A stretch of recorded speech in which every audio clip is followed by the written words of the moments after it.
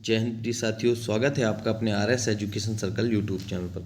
साथियों, आज की इस क्लास में हम जीके के टॉप 25 क्वेश्चन करेंगे जो आपके सभी एग्जाम्स के लिए बहुत ही महत्वपूर्ण होने वाले हैं। तो साथियों, क्लास को आप पूरा अच्छे से कंप्लीट कर लीजिएगा, बिल्कुल इसके मत कीजिएगा, ठीक है। तो चलते हैं क्वेश्चन नंबर 1 की ओर।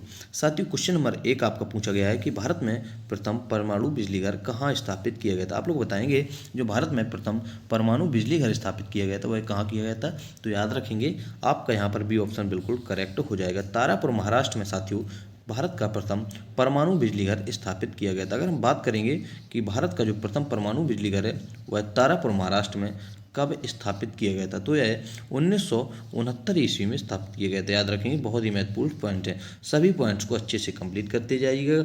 1969 ईस्वी में भारत में प्रथम परमाणु बिजली घर तारापुर महाराष्ट्र में स्थापित किया गया था। क्वेश्चन नंबर आपका 2 पूछा गया है कि शांति निकेतन की स्थापना किसने की थी। तो शांति निकेतन की जो स्थापना की थी दोस्तों, आप लोग बताएंगे किसने की थी। तो यहाँ पर आपका राइट आंसर हो जाएगा, इसमें आपका राइट आंसर हो जाएगा देवेंद्र नाथ टैगोर ने।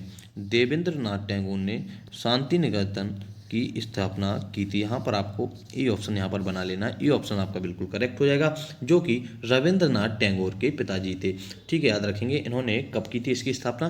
1863 ईस्वी में शांति निकेतन जो कि एक आश्रम है उसकी स्थापना की थी देवेंद्र नाथ टैगोर ने, यानी इनका पूरा नाम है महर्षि देवेंद्र नाथ टैगोर। क्वेश्चन नंबर आपका 3 पूछा गया साथियों कि अर्थशास्त्र का नोबेल पुरस्कार कब से प्रारंभ हुआ था। यहाँ पर हम आपको एक बात बताएंगे कि अर्थशास्त्र का जो नोबेल पुरस्कार है वह भारत से प्रारंभ हुआ है और वह भारत में 1969 ईस्वी से प्रारंभ हुआ था। आपका सी ऑप्शन दोस्तों बिल्कुल करेक्ट हो जाएगा।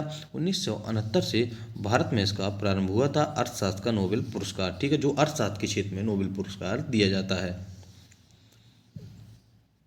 क्वेश्चन नंबर साथियों आपका 4 पूछा गया है कि प्रथम बौद्ध संगति किसके शासनकाल में हुई थी। साथियों, आप लोग बताएंगे जो प्रथम बौद्ध संगति हुई थी वह किसके शासनकाल में हुई थी। तो यहाँ पर आपका राइट आंसर हो जाएगा अजातशत्रु। दोस्तों, अजातशत्रु के शासनकाल में प्रथम बौद्ध संगति हुई थी। यहाँ पर डी ऑप्शन आपका दोस्तों बिल्कुल राइट हो जाएगा। अगर हम बात करेंगे जो प्रथम बौद्ध संगति हुई थी वह कब हुई थी, तो 483 BC यानी ईसा पूर्व में प्रथम बौद्ध संगति का आयोजन हुआ था। इसका जब आयोजन हुआ था, इसके जो अध्यक्ष थे वह महाकश्यप इसके अध्यक्ष थे। प्रथम जो बौद्ध संगति के अध्यक्ष थे वह महाकश्यप थे, और जो इसके शासनकाल में हुई थी वह अजातशत्रु के शासनकाल में हुई थी, और महाकश्यप के अध्यक्षता में प्रथम बौद्ध संगति का आयोजन किया गया था 483 BC में। क्वेश्चन नंबर 5 पूछा गया साथियों कि सूर्य की सतह का तापमान कितना होता है। साथियों, आप लोग बताएंगे जो सूर्य की सतह का तापमान होता है वह कितना होता है। तो यहाँ पर आपका राइट आंसर हो जाएगा 6000 डिग्री सेल्सियस। 6000 डिग्री सेल्सियस सूर्य की साथियों सतह का तापमान होता है। बी ऑप्शन आपका दोस्तों बिल्कुल करेक्ट हो जाएगा। अगर हम बात करेंगे जो सूर्य के केंद्र का जो सेंटर कहते हैं, सेंटर का जो तापमान होता है वह कितना होता है, तो उसका होता है 1.5 crore degree Celsius. 1.5 crore degree Celsius सूर्य की केंद्र का टेम्परेचर होता है। अगर हम बात करें जो सूर्य की सतह का तापमान होता है वह 6000 डिग्री सेल्सियस होता है, जिसे फोटोस्फीयर कहा जाता है, ठीक है, फोटोस्फीयर भी कहा जाता है। क्वेश्चन नंबर आपका 6 पूछा गया है कि सवाना घास के मैदान किस महाद्वीप में हैं। तो साथियों, आप लोग बताएंगे जो सवाना घास के मैदान है वह किस महाद्वीप में है। तो आपका यहाँ पर राइट आंसर हो जाएगा सवाना जो घास के मैदान है वह अफ्रीका महाद्वीप में है। सी ऑप्शन आपका साथियों बिल्कुल करेक्ट हो जाएगा। सवाना घास के मैदान अफ्रीका महाद्वीप में है। सी ऑप्शन दोस्तों बिल्कुल करेक्ट हो जाएगा। अगर अफ्रीका महाद्वीप की बात करें कि सवाना जो घास के मैदान है वह कहाँ कहाँ है, केन्या जैसे हो गया और तंजानिया हो गया, और कई अन्य देशों में सवाना घास के मैदान पाए जाते हैं जो कि अफ्रीका महाद्वीप में स्थित हैं। क्वेश्चन नंबर 7 पूछा गया है कि किस संविधान संशोधन द्वारा पंचायती राज व्यवस्था लागू की गई थी। साथियों, आप लोग बताएंगे, बहुत ही महत्वपूर्ण क्वेश्चन है यह क्वेश्चन एग्जाम्स में कई बार पूछा जा चुका है। किस संविधान संशोधन द्वारा पंचायती राज व्यवस्था लागू की गई थी। तो यहाँ पर आपका राइट आंसर हो जाएगा 73वें संविधान संशोधन द्वारा साथियों पंचायती राज व्यवस्था लागू की गई थी। आपका बी ऑप्शन साथियों बिल्कुल करेक्ट हो जाएगा, जो कि 1993 ईस्वी में यह संशोधन या कॉन्स्टिट्यूशन किया गया था। आपका बी ऑप्शन बिल्कुल करेक्ट हो जाएगा। अगर हम बात करेंगे जो पंचायती राज दिवस मनाया जाता है, पंचायती राज दिवस मनाया जाता है वह कब मनाया जाता है? 24 अप्रैल को साथियों, 24 अप्रैल को पंचायती राज दिवस के रूप में मनाया जाता है। आपका बी ऑप्शन बिल्कुल करेक्ट हो जाएगा। ये सभी पॉइंट्स बहुत ही इंपॉर्टेंट हैं कि पंचायती जो राज व्यवस्था लागू की गई थी वह 1993 में जो 73वां संविधान संशोधन किया गया था उसके द्वारा लागू की गई थी, और जो पंचायती राज दिवस मनाया जाता है वह 24 अप्रैल को मनाया जाता है।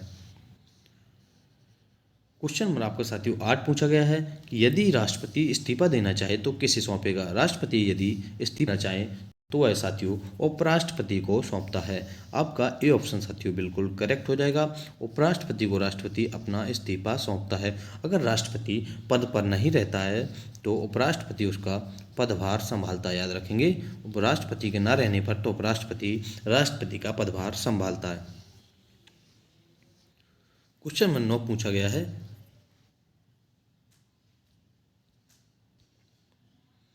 किस राज्य में सर्वाधिक लोकसभा की सीटें हैं? साथियों आप लोग बताएंगे कौन सा राज्य है जिसमें सर्वाधिक लोकसभा की सीटें हैं? तो यहाँ पर आपका राइट आंसर हो जाएगा उत्तर प्रदेश। उत्तर प्रदेश में साथियों सर्वाधिक लोकसभा की सीटें हैं। डी ऑप्शन आपका बिल्कुल करेक्ट हो जाएगा। यानी उत्तर प्रदेश में जो लोकसभा की सीटें हैं वह साथियों 80 सीटें हैं। ठीक, याद रखेंगे 80 सीटें जो कि सर्वाधिक सीटें हैं। क्वेश्चन नंबर 10 पूछा गया है कि भगवान महावीर का जन्म कहाँ हुआ था? साथियों आप लोग बताएंगे जो भगवान महावीर का जन्म हुआ था वह वैशाली कुंडा ग्राम में हुआ था। याद रखेंगे, ये ऑप्शन साथियों यहाँ पर आपका बिल्कुल करेक्ट हो जाएगा। वैशाली कुंडा ग्राम में भगवान महावीर का जन्म हुआ था 540 BC में। याद रखेंगे 540 BC में भगवान महावीर का जन्म वैशाली में हुआ था, और यह क्षत्रिय कुल से संबंधित है। ठीक, याद रखेंगे क्षत्रिय कुल से इनका संबंध था। क्वेश्चन नंबर आपका साथियों 11 पूछा गया है कि वायुमंडल में ऑक्सीजन की मात्रा कितनी होती है? साथियों आप लोग बताएंगे जो वायुमंडल में ऑक्सीजन की मात्रा होती है वह कितनी होती है? तो यहाँ पर आपका राइट आंसर हो जाएगा 21%। याद रखेंगे 21% वायुमंडल में ऑक्सीजन की मात्रा होती है। बी ऑप्शन आपका साथियों बिल्कुल करेक्ट हो जाएगा। अगर नाइट्रोजन की बात करें तो 78% नाइट्रोजन की मात्रा होती है वायुमंडल में। ठीक है, याद रखेंगे। अगर कार्बन डाइऑक्साइड की बात करें CO2 जिसकी 0.003% कार्बन डाइऑक्साइड की मात्रा पाई जाती है।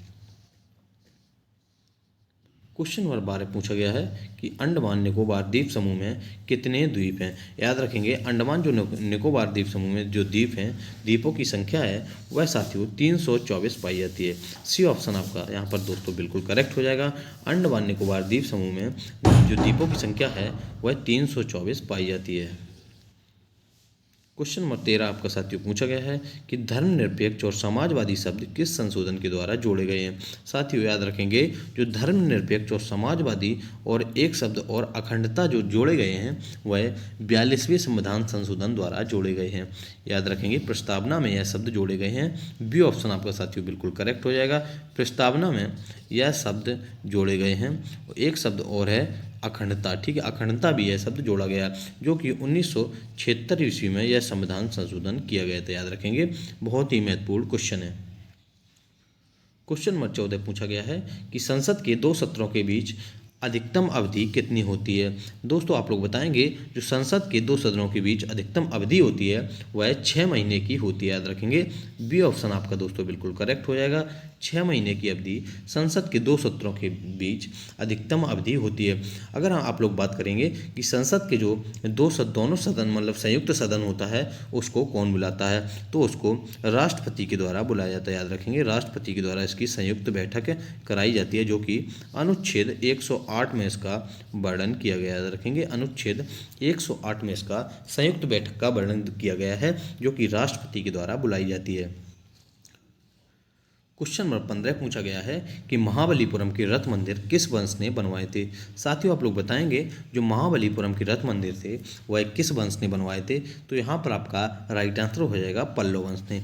याद रखेंगे पल्लव वंश ने महाबलीपुरम के रथ मंदिर का निर्माण करवाया था। ए ऑप्शन आपका साथियों बिल्कुल करेक्ट हो जाएगा जो कि दोस्तों 7वीं शताब्दी में बनवाए गए थे। याद रखेंगे 7वीं शताब्दी में इनका निर्माण करवाया गया था जो कि दोस्तों जो राजा थे वह नरसिंह वर्मन प्रथम नरसिंह वर्मन साथियों फर्स्ट ने इसका निर्माण करवाया था जो महाबलीपुरम के रथ मंदिर बने हुए हैं।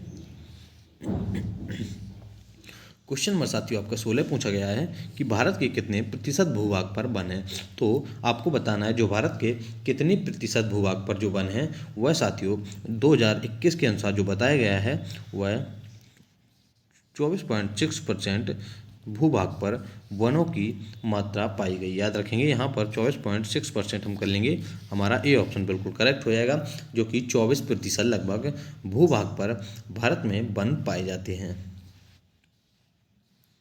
क्वेश्चन नंबर 17 पूछा गया है कि जिम कॉर्बेट नेशनल पार्क कहाँ स्थित है। जिम कॉर्बेट जो नेशनल पार्क है वह साथियों उत्तराखंड रामनगर जिले में स्थित है। याद रखेंगे सी ऑप्शन आपका दोस्तों बिल्कुल करेक्ट हो जाएगा, उत्तराखंड में जिम कॉर्बेट नेशनल पार्क स्थित है।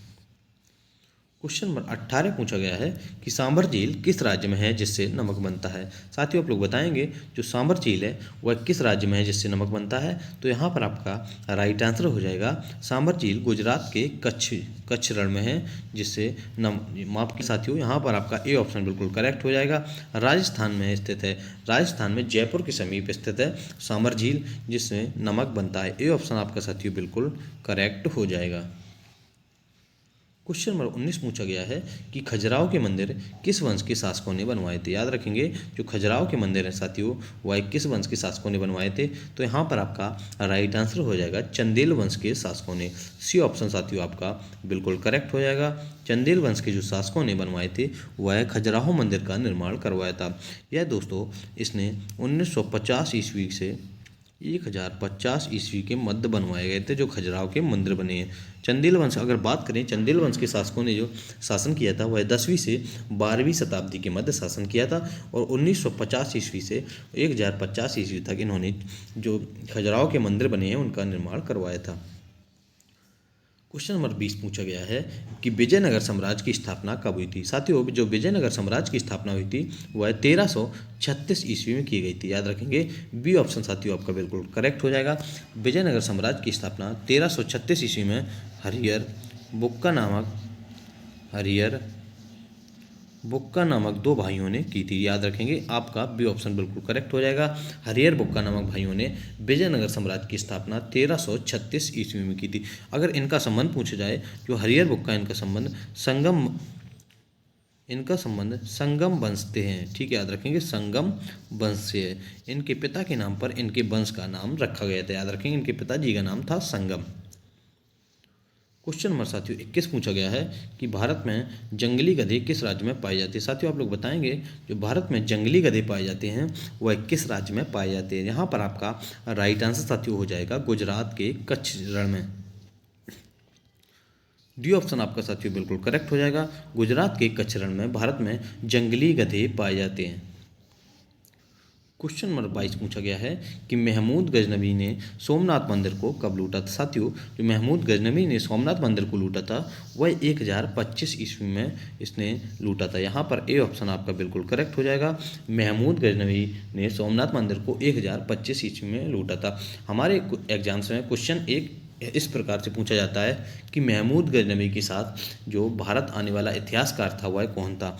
इसे याद रखेंगे साथियों, अलबरूनी जो है वह साथियों महमूद गजनवी के साथ भारत आने वाला इतिहासकार था जिसने जो महमूद गजनवी के इतिहास या यात्रा के विवरण किया है। याद रखेंगे आपका ए ऑप्शन बिल्कुल करेक्ट हो जाएगा, 1025 ईस्वी में सोमनाथ मंदिर को लूटा था। क्वेश्चन नंबर 23 पूछा गया है कौन सा अभ्यारण्य एक सींग वाले गैंडे के लिए प्रसिद्ध है। जो एक सींग वाले गैंडे हैं उनके लिए कौन सा अभ्यारण्य प्रसिद्ध है। याद रखेंगे यहाँ पर आपका ए ऑप्शन बिल्कुल करेक्ट हो जाएगा, काजीरंगा नेशनल पार्क। याद रखेंगे ए ऑप्शन आपका बिल्कुल करेक्ट हो जाएगा, जो कि असम में स्थित है। काजीरंगा नेशनल पार्क एक सींग वाले गैंडों के लिए प्रसिद्ध है। क्वेश्चन नंबर 24 पूछा गया है, वो अंतिम क्वेश्चन आपका पूछा गया है कि नीति आयोग का अध्यक्ष कौन होता है। साथियों जो नीति आयोग का अध्यक्ष होता है वह प्रधानमंत्री होता है। याद रखेंगे ये ऑप्शन आपका यहाँ पर बिल्कुल करेक्ट हो जाएगा, प्रधानमंत्री नीति आयोग का अध्यक्ष होता है। जो वर्तमान में अध्यक्ष हैं वह नरेंद्र मोदी जी नीति आयोग का वर्तमान अध्यक्ष हैं।